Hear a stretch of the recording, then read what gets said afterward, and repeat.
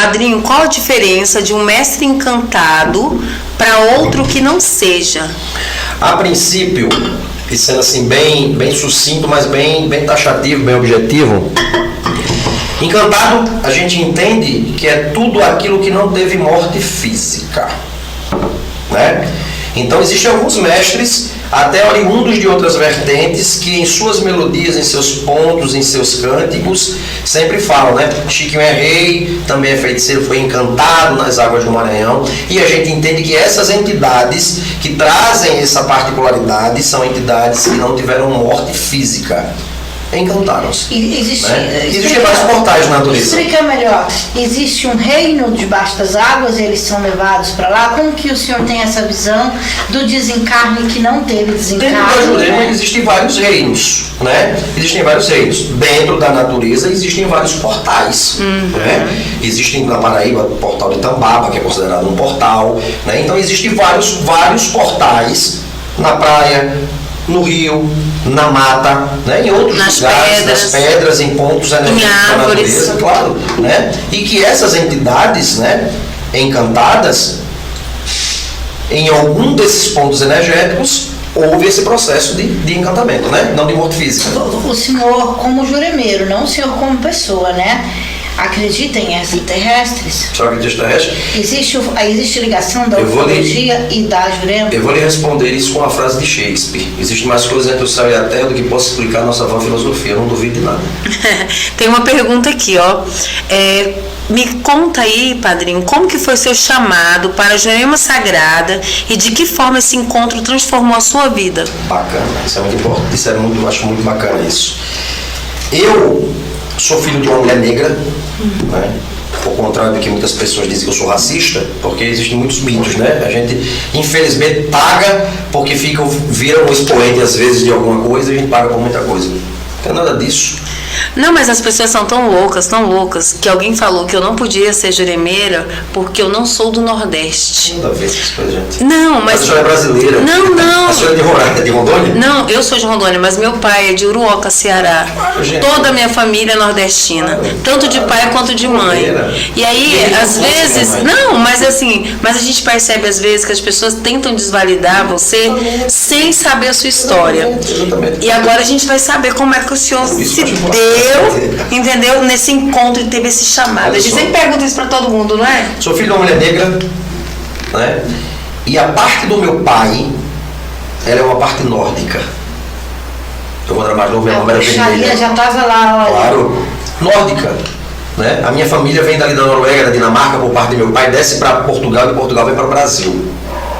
Né? Tá pensando que é um polaco? E o que acontece? Então, minha mãe é negra, né?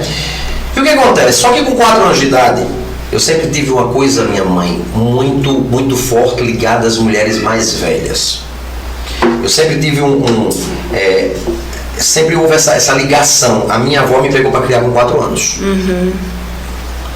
E ao longo da minha vida, da minha jornada espiritual, sempre senhoras, sempre pessoas se apresentaram na minha vida, sempre me apoiando, né? Então eu vou morar com a minha avó. E minha avó católica, assim, absurdamente católica. Mas eu sempre tinha algumas coisas diferentes das outras crianças. Por exemplo, se eu sonhasse com o pai Alex me contava a vida dele a noite todinha. Quando era de manhã, que eu abri o portão para a escola, era a primeira pessoa que eu via. Eu tinha sensações que mexiam muito com a minha cabeça. Por exemplo, passava uma moto muito rápida e aquele negócio dizia no meu ouvido: ele vai cair, vai bater. E acontecia. Então, eu teve essas perturbações quando eu era criança e eu não podia contar isso para minha avó porque minha avó era católica. Num determinado momento, eu deixo a morada com a minha avó e vou morar com a minha mãe. Mas a minha mãe, ela é de um lugar um município chamado Lagoa do Cisne, Macaíba, né, lá no Rio Grande do Norte. E minha mãe, já muito novinha, já tinha bisavô rezador, avô rezador. Então, ela sempre teve uma história desse contexto. E tinha uma senhora que morava ao lado da casa da minha avó, chamada Maria Luizão, e que abria as mesas. E minha mãe era pequena e ia para lá.